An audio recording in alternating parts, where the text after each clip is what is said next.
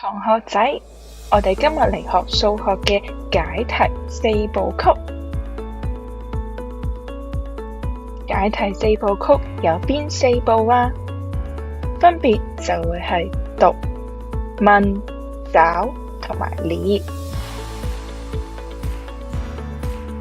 讀就會係閱讀題目，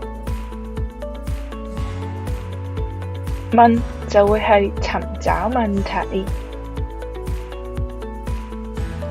找我哋會找關鍵字，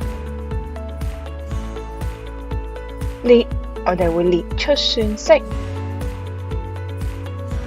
喺找入邊有三個好重要嘅動作，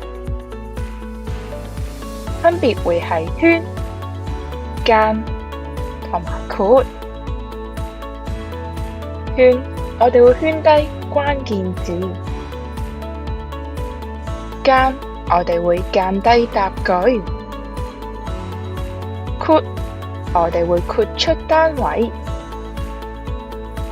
我哋一齊嚟試一下。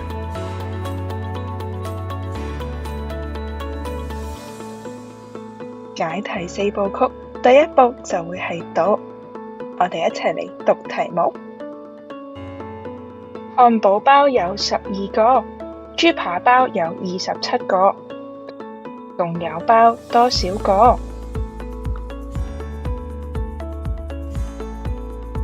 第二步就會係問，呢條題目問乜嘢啊？問共有包多少個？第三步就會係找，找入邊有三個好重要嘅動作。首先，我哋會圈低關鍵字，漢堡包嘅12個，豬扒包嘅27個，同埋共有。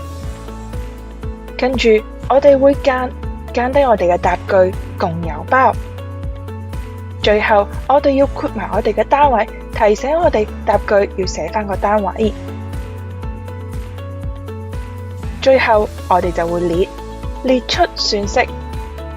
我哋知道問共有，我哋會用到漢堡包嘅12個，加上豬扒包嘅27個，經過計算，我哋得出等於39。